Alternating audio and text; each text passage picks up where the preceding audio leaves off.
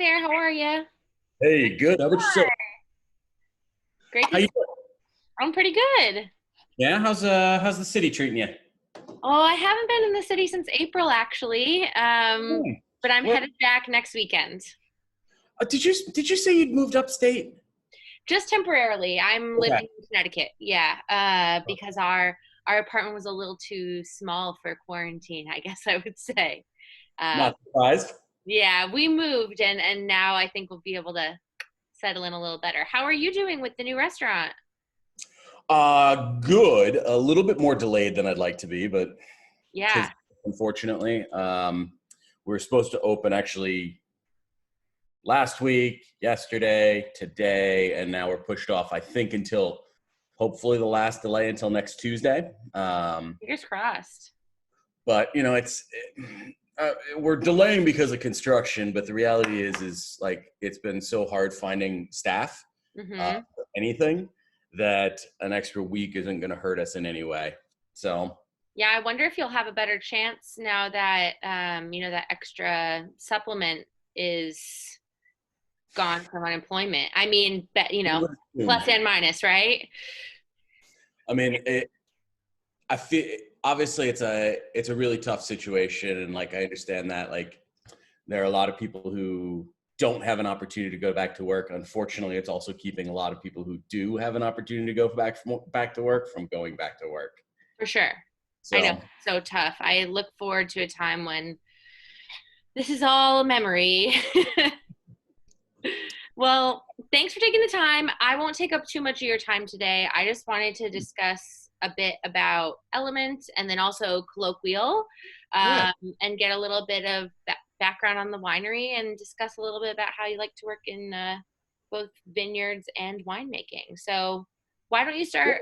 I mean, obviously, I know a lot about Element, but for the purposes of this virtual visit, I would love to hear from you a bit about the story of Element, and the key people who worked there, including you, of course. cool. Yeah. So first of all, is this a customer facing video? I.e., do I need to go wipe the metal off my face and I will be completely honest with you and tell you I have no idea how these videos will be used. all right. They very well just may stay in a Dropbox folder forever, Yep. but we'll see. You look fine. Cool. So let's start out a little bit just about Element in general and kind of the winery and the process and those sort of things. Yeah. So my wife and my father and I started Element about 10 years ago. Hmm. And ultimately we really started this more as a vision project than one of anything else, I guess. So ultimately, one of the big things that we were really doing was we looked at where the Finger Lakes was at the time and its perception, both internally and externally. And after, without going into the long and dirty, gritty details of it, the reality is that like I looked at the rest of the wine world that was becoming more and more and more familiar with and more knowledgeable about, and I sort of came back to our own region with that experience and with that knowledge of wine styles, the knowledge of the styles that other people are able to produce with the challenges that they face. Hmm. And I kind of had to question a lot of the challenges that I was being told were indefinite blockers of quality wine production here in the Finger Lakes. And, I hate to say it, but, at least looking back 15 and 20 years ago, even looking back 10 years ago, uh, some might even say more recently, I'd say there's been a real conscious thought that good enough was good enough for us, and that being good for New York or good for East Coast was the best compliment that we could get. And the reality is that knowing our place, knowing our climate, knowing our potential here, and what I believe is our potential here, that's not good enough for me. So I saw an opportunity that hopefully by creating a model, by being a leader in this idea of the fact that the Finger Lakes can produce top quality wine, Hmm. quality wine that doesn't need to be good for anything other than wine, that doesn't need a categorizer after it, doesn't need to live in a New York section, that can live in on a global stage along with our peers around the world. And so ultimately, I mean, really 10 years ago, 12 years ago, when I was returning from 15 years ago, shit now, when I was returning from Italy and from Germany with this idea in my head, it was really with that in mind. And I wanted to take the opportunity to see if I could change possible, see if I could change what was perceived as achievable here in our region. And with that, hopefully use that to build economy, use that to rebuild the place that, you know, I grew up and see this place prosper again. So that's really kind of the whole sort of spirit behind it. With that in mind, you know, ultimately what I was really looking at was I wanted to first of all work to see if I could make great wine here. See if in my mind it was actually possible to make truly great wine consistently here in the Finger Lakes.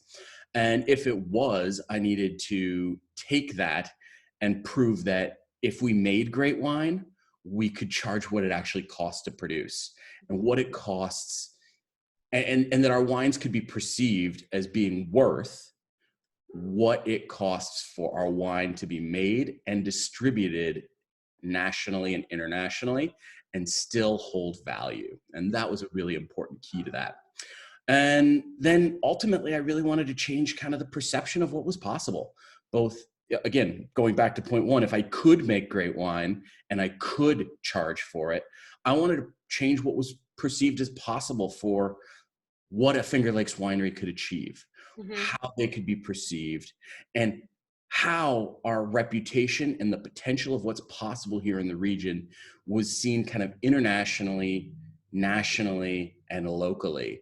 And those really are the kind of key guiding principles that have started everything. And then behind all that was to create a model. Like, I think Lebanon has taught us one thing, like one producer doesn't create an entire community, right? That's probably inappropriate to say. But, you know, like I don't, the goal here wasn't to make a winery that means something to me. It's to create an industry. It's to create an entire category, an entire region. And you don't do that by being one producer that makes wine. No matter how good of a producer you are, again, you know, Renaissance and Musar and all of these producers around the world that have done phenomenal jobs are still just really largely one-offs and have not been able to turn that into a real international acclaim for a place. And we see success in places like New Zealand or Chile or Argentina, South Africa, because there's a community of producers. You know, this isn't just one producer building that. Oregon wasn't one producer. Walla Walla wasn't one producer. And that to me is really key. So along with it, I really wanted to create a model for other small wineries to follow. I wanted to create a model whereby there was sustainability in being a quality wine producer first and foremost, and not having to be a tourist destination for bachelorette parties and shitnacks, right? So ultimately, everything has really revolved and evolved around that concept. So with that in mind, we started Element. And at that time, I mean, Element, I wasn't living here full time. And so I was traveling back and forth to, you know, make the wines and sort of do our first little tests and trials. And, you know, at the time I also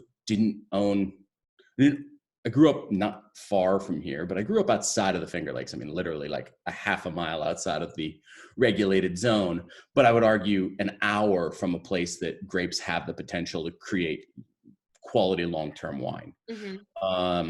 And so, you know, I didn't have investment. I didn't have family farm or land or anything to plant. So a big part of that was to create a negociant. And ultimately, Element, at its heart, was really created to be exactly that. I wanted to work with, I felt like if I were to do anything else, I would just be throwing a dart at a dartboard, right? And I would just be going, well, this piece of land's pretty and I can afford it. Like, maybe it can grow grapes here. Right. And, you know, frankly, it probably would have been a huge mistake and a huge misstep on my part had I done that. I also, in full disclosure, I've been in hospitality my whole life. Like, I don't have any money. So like the option of just buying a vineyard, like, was not available. The option to buy a couple of tons of fruit in a tank, like that I could pull off. So, so ultimately it really started with the idea of being a negose. And then the philosophy behind that was one that is, I think is really important, that we establish a baseline here and that we establish this idea of what this big place tastes like. Because the Finger Lakes is huge. It's 60 miles by 90 miles. Like, this is a giant fucking piece of land. And I think it's really important that we establish what this area is before we start getting nitty gritty. And, you know, I've seen wine region after wine region after wine region, I fear, go down this wrong path and go down this idea of carving up their vineyards into vineyard sites and trying to create crews before we actually even knew what the place was about or what the potential for the place was about. You know, the reality is that we're striving for a model that, you know, we're striving after the model of Burgundy or Bordeaux or Champagne or Alsace or whatever it is, but that model took hundreds and thousands of years to create. So I think rushing into that is frankly a mistake. And granted, we don't, you know, in today's day and age, I don't think it takes 100 or 1,000 years to figure those things out, but it also doesn't happen overnight. Right. And it's like everything in our world, technology has really advanced our learning curve, but it still does take a learning curve. So ultimately, I really wanted to create wines that represented the whole. So with that, my intention was to work with essentially different vineyards for the same grape and be able to marry them into a wine that represented the whole, as opposed to representing maybe this vineyard that's a little warmer, or this vineyard that's a little colder. I think long before those things can make sense, you have to understand what the baseline is. And so Element's real goal has been to establish a baseline. It's been to say, you know, this is what Pinot Noir tastes like here. And this wine came from these different soils, these different aspects, these different distances from the lake, these different portions of the lake, or these different lakes, these different farming techniques. And that's ultimately really been at the core of Element, has been to really experiment with that. And so for me, as a negose, our real work has been in selecting and identifying vineyards we wanted to work with, working with those growers to grow the way that we wanted as much as possible. Though, let's be really honest, that system has not been one that has been in place here in the Finger Lakes for very long. Right. And it is not necessarily one that everyone is looking forward to moving into. And then ultimately how those grapes are treated once they're ripe. So for us, it's really starts with the idea of handpicking, which is absolutely mandatory here in the Finger Lakes. The idea of machine picking, and I hear all the arguments, but for me, for quality wine, it doesn't work here. The reality is that we're in a disease pressure ridden area and that we need to be able to have the ability to sort fruit. Especially if good enough is good enough, sure, it's fine. We can just process that all out. We can follow our recipe. We can strip anything we want out of that wine. We all know how to do it. But if we want to make a wine that's true, hand harvesting for me is 100% one of the most important kind of concepts behind that. So ensuring hand harvesting, small lugs, that kind of stuff. And then for us, it's really like the first big step is, and maybe the biggest step that we do is really just in our sorting process. And it's just hours and hours and hours of hand sorting to really make sure and ensure that we're starting with the best product and the best, cleanest fruit. Now, for us, that isn't necessarily about ripeness.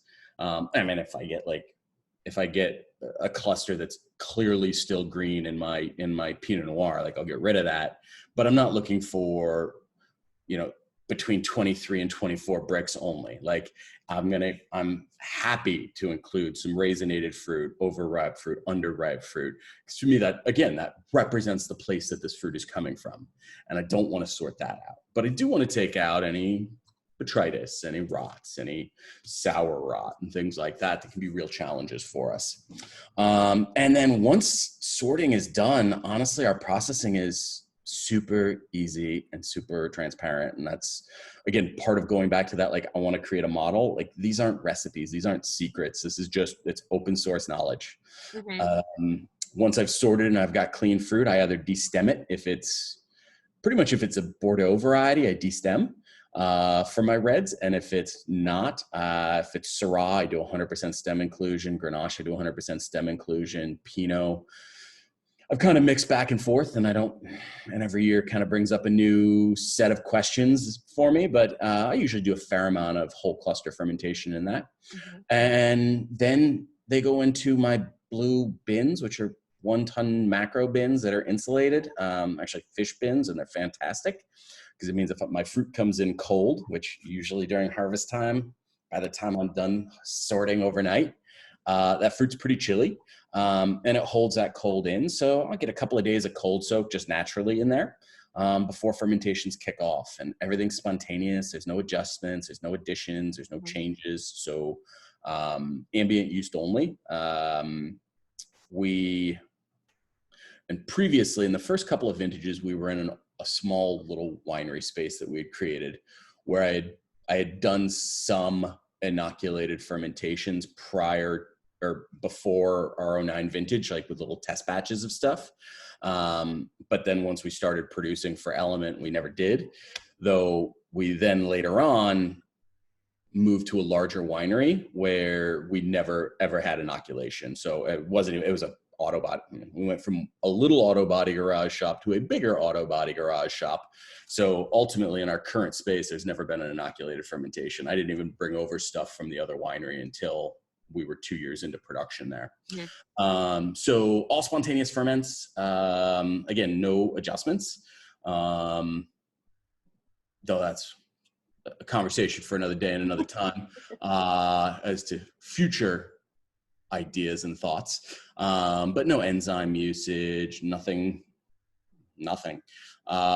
Ferments will last in those. Usually my fermentations will be 2 weeks, give or take, and we just manually control temperature by taking the lid off or putting a fan on it, punching down, swishing up to make sure we keep consistent temperature. If I really need to, I'll put it outside overnight and just leave the lid off just to cool things down for if I feel like something's getting weird. Mm-hmm. And then we'll do a couple of days after fermentation of extended maceration. We'll wait for that cap to drop. And usually what I noticed in the last couple of years since I've actually started keeping notes and keeping track of things is, since I hired somebody who keeps notes and keeps is that it's usually about a month from harvest to press for me. Okay. And then we press off in a basket press, and I don't cut my press fractions. I don't want to make soft, easy, approachable wines. That's not my goal. So I don't give a shit about harsh extracted tannins because my wines, I want to be built for long-term stuff. Mm-hmm. So we don't really do press fractions. I've done it a couple of times, and every time I separate them, I always just blending them all back. I always end up blending them all back together at the end anyway. So now we just press, keep those lots separate again from vineyard, from pick, keep it separate through sorting, keep it separate through fermentation, keep it separate through pressing. And then they go into oak. They'll do a short period in stainless, a couple of days just to settle, and a week or two if I get too busy with something else. And then they'll go into barrel. Typically, I always prefer to fill my 500 and 600 liters first. Okay. They are old. Again, not trying to influence anything here, just trying to give oxidative impact. Right. They're old. We bought our first 500 liters 10 years ago, and we bought them used then. Mm-hmm. And those are still our best barrels to this day. And I'll fill those. And then if I've got a lot that doesn't finish or that doesn't fit or is a little left over, I'll put that into a 225. But generally, I'd say 90% of our wines are in 500 liters. Again, unless I had a half a ton of something and it can only fill at 225 and I want to keep track of it. Wines live in there, some topping, started to get a little bit better with a sulfur management program. I would say in the early days, we did little to no sulfur in anything. Now we're a little bit more stringent with keeping up with SO2 program. And that's pretty much the only addition other than the oak influence to the fruit. Mm-hmm. So again, the goal at the end of the day is I want to take what I get from our place and I want that to be the most apparent thing. Right. I think that's kind of how we make wine. Oh, they'll sit in those barrels for somewhere between I mean, I'm shortening that time period up, but usually it's been 18 to 48 months of Hmm. barrel age, racked out, racked once or twice, sometimes 3 times if I forget about them for a while and need to do it again, and then bottled without filtration or fining or anything else. Um, and that's kind of Element. Fantastic. Colloquial, the other thing about Element is it's kind of a home for experimentation with some other grapes. So, at its core, we started out making Riesling and we stopped making Riesling in 2014.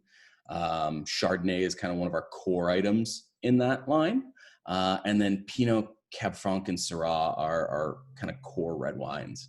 Right. We've experimented a little bit with Blaufränkisch, which we quite liked, with Merlot, which is probably moving into being a core item at this point for me.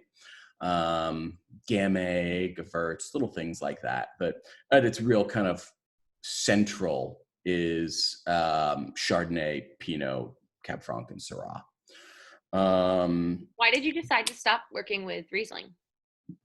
It didn't fit my mission anymore. Right. My mission is to change in the way that Finger Lakes are perceived, to expand what's possible here. And we already have a number of great producers doing that with Riesling. Hmm. I love making Riesling. I love what I've done with it. But that being said, this is a passion project. It, it didn't fit the goal anymore for me. Hmm. So it wasn't important to focus on. Right. Also just from a logistical standpoint, I wanted to stop making white wine altogether. And then I just kept buying Chardonnay. But I wanted to stop making white wine just so I could just switch everything I do to focus only on red wine. And instead of trying to, buy things to make whites and buy things to make reds, just fully invest into one thing.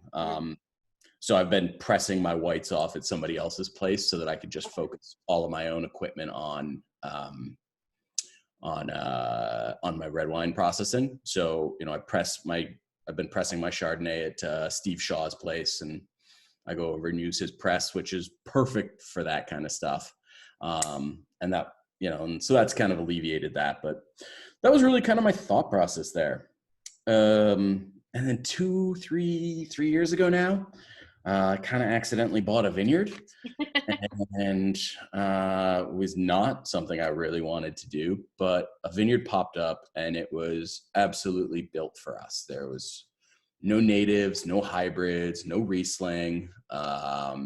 It had Chardonnay, Pinot, Syrah, Cab Franc, Merlot, and Cab Sauv. Wow. So it added Cabernet Sauvignon to my lineup and took away and did not yet have Grenache in it, which is pretty much all that I want to play with here.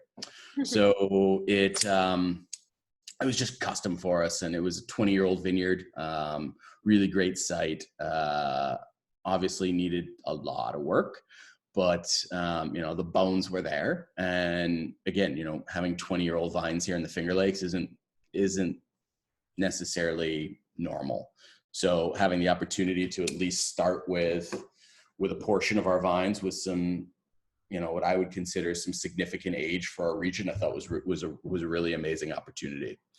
So in 16, we started picking some of that fruit. In 17, we started, after the 16 vintage, we started farming. So 17 was our first real vintage in that vineyard ourselves, 18, 19, and now 20. And with that, we've really cut back Element for a little while. In full disclosure, I also got a cease and desist, so I had to start changing the name of Element anyway. So it was kind of a good time to make a little break. But we decided to launch Colloquial as ultimately our domain model and as our estate winery.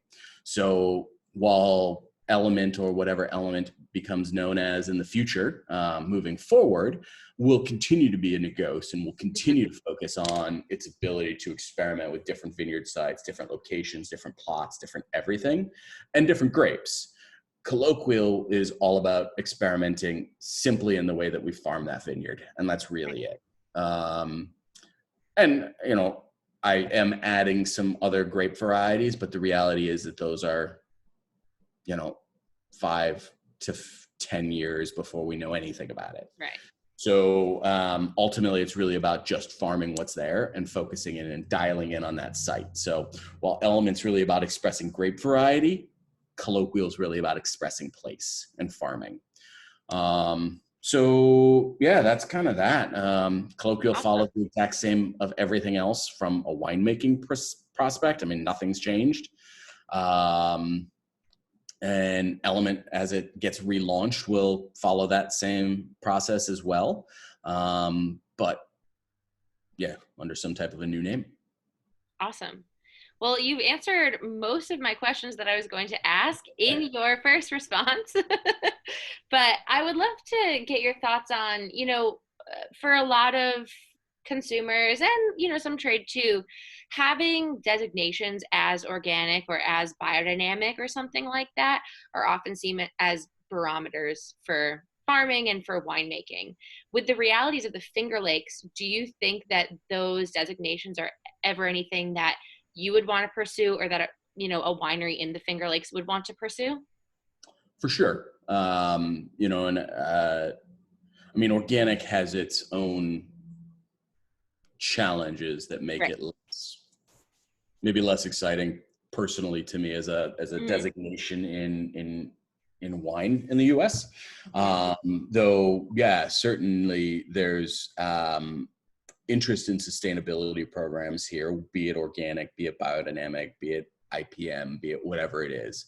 And I think that that's really important. I mean, I think at its core, you got to remember most of us here most of the Finger Lakes is still farmers. And that can be a good thing and that can be a bad thing. But in general, we have a fair amount of respect for our land and our place. And I think more and more and more clearly, it's becoming apparent how much we depend on the quality of our landscape, how much we depend on the quality of our soils and of our lake, or our lakes rather.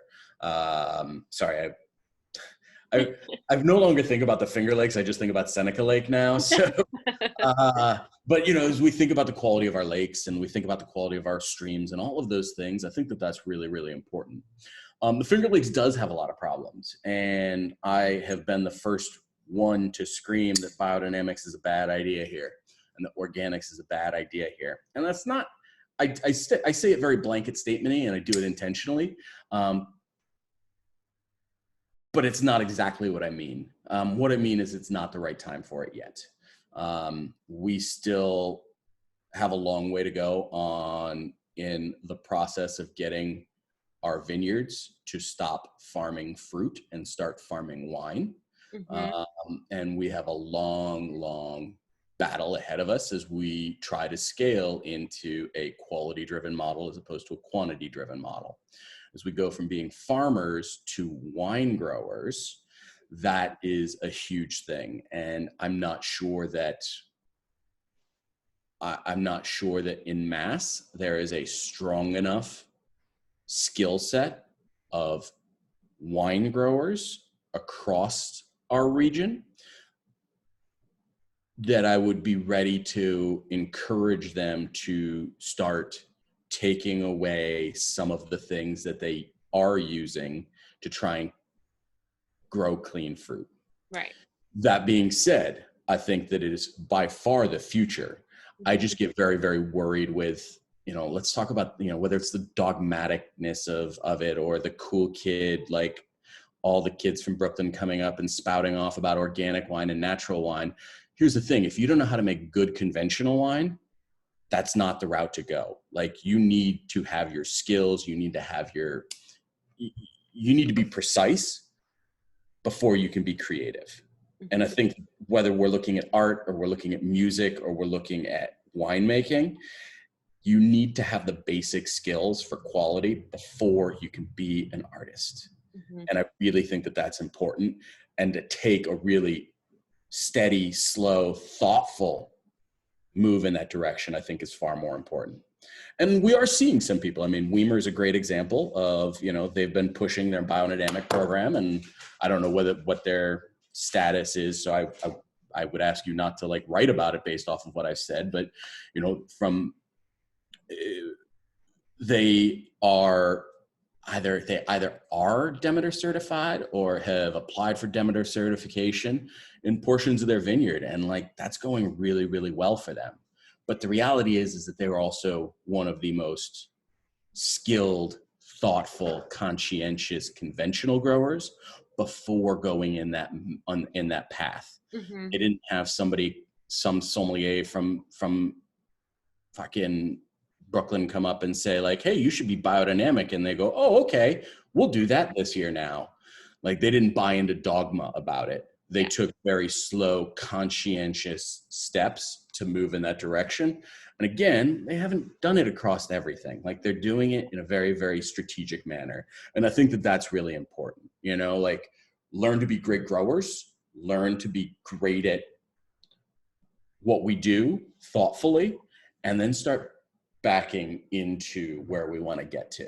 Mm-hmm. You know, it is a challenging place. And there's a part of me that wants to say, and I think there's a part of all of us that wants to say, like, I don't know that we can give up some of our sprays, to be really honest. That being said, I mean, Burgundy is a challenging place. The Loire is a challenging place. Germany is a challenging place. And all of these places have successfully been converting into this. But the people who have been successful at it were also successful growers before it. And I think that's super important. So the dogma scares me about it. Right. So it's not a hard no, it's a not yet kind of thing. A thoughtful, slow transition. Yeah. Sure. And I think that that's really important. I mean, from our standpoint, you know, when we took over, we don't use herbicide. Like that was one of the absolute first things. We've really cut back on pesticides. And, you know, instead of using herbicides, we're doing more undervine cultivation. So we're really trying to work our soils. We're really starting to, you know, instead of, you know, been really working hard to try and get cover crop and green manure and compost and things like that into the vineyard so that we aren't being pressured to do pure nitrogen additions or things like that. Like I don't really want to do a synthetic addition in any way. But if it's, you know, if it's, I'm going to lose my fruit or I'm going to do a foliar nitrogen spray once, I might take that option and then look at how in the long term, I can make at the same time a change that allows us to not need to do that again. Right. Pesticide is something that we've been backing off of. I think I'm down to, there's only one pesticide spray that I use and it's for Japanese beetles. And I was intending on not using it this year. Last year I saw an opportunity that I could have probably not sprayed for them, though it's horrific and terrifying to watch them sweep across your vineyard and eat 80% of your leaves 4 weeks after you just started to get leaves. You know, and talking actually to some friends around here, they've said that, you know, yeah, it's devastating, but those leaves will grow back really quickly and the beetles will move on. This year, unfortunately, I got hit by hail about 2 weeks beforehand and I lost a good portion of my vineyard and everything was weakened and damaged. And I've got a lot of new vines in there. So when we were talking about it, as much as I wanted to not do it this year, it wasn't the year to try that. Right. Fungicides, that's another story. I don't know what the long term of that's going to be. I know that right now, I'm very focused on ensuring that I have clean, healthy fruit. I would love to start learning about how I can back off any dependency on fungicide for that. But again, I'm not going to do it today. It's not happening this year. Right. It's something I might strive for over the next 5 years, or the next 10, but it's not something that I'm gonna give up my ability to have fruit to take a chance or a whim on something. So, you know, I think again, it's a direction I'm working on, and I'd like to work on. It's a direction I'd like to see and continue to go in, but it's something that I plan on doing slowly and steadily.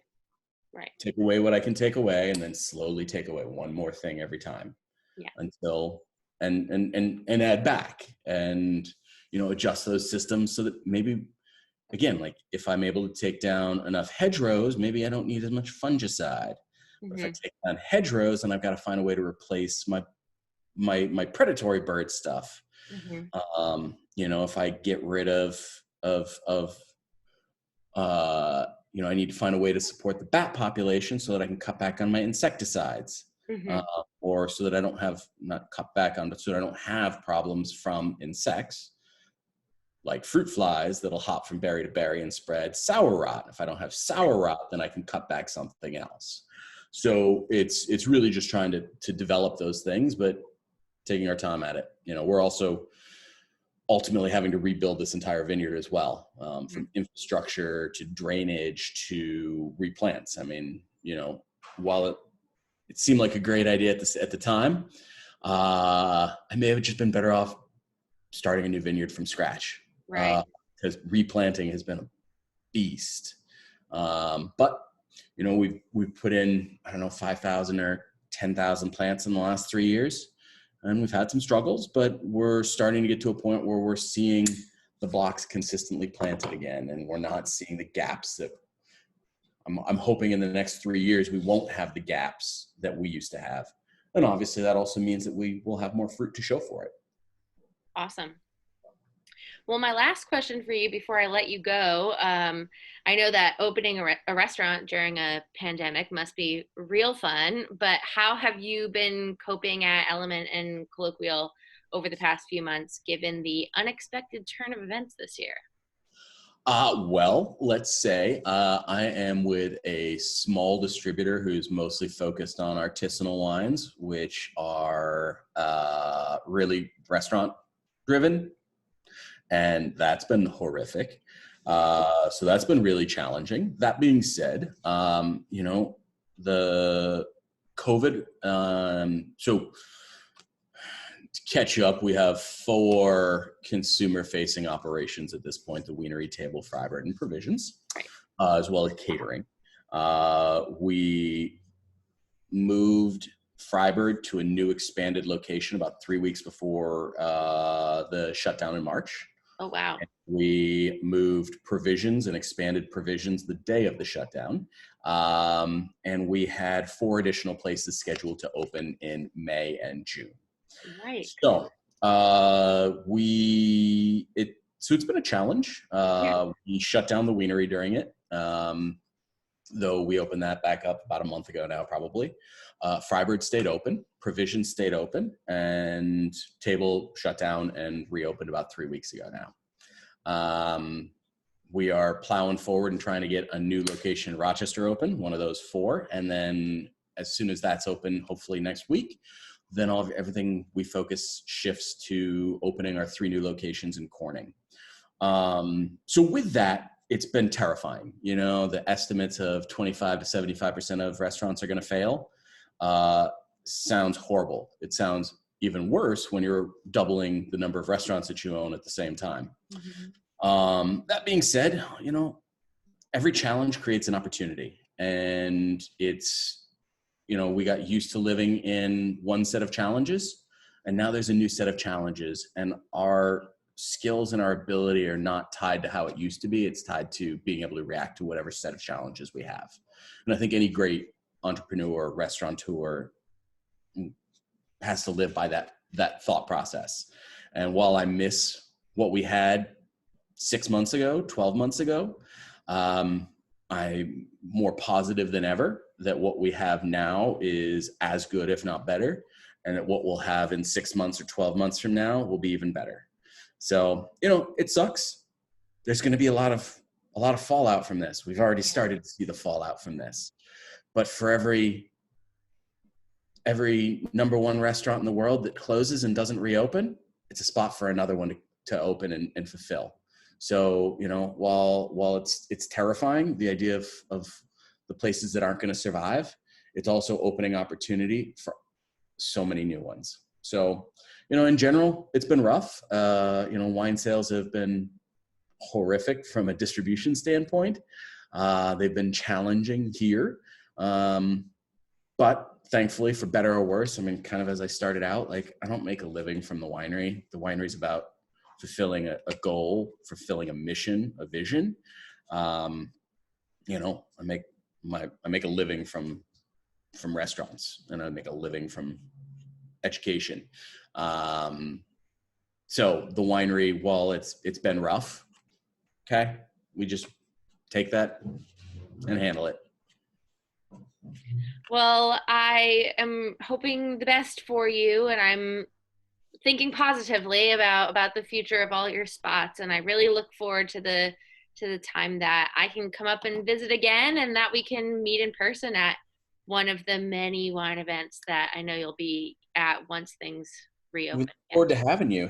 You've been up here, right? I did, but you were on a tarmac on the plane when we came and visited, so you couldn't Cool. join us. So then I think the last time I saw you was probably at Papa's Brothers then, right? Oh yeah. The barbecue one. Cool. It was so nice Yeah, talking to you. let me know when you can come up, and I'd love to show you around and love to show what's happening up here. So if For you want to come up sure. and get in the vineyards or get in the winery, let me know. All right. Awesome. Thank you so much, and thanks for your time. With pleasure, Courtney. Thank you so much for taking the time and for the consideration. Of course. Bye. Chat with you soon. Bye.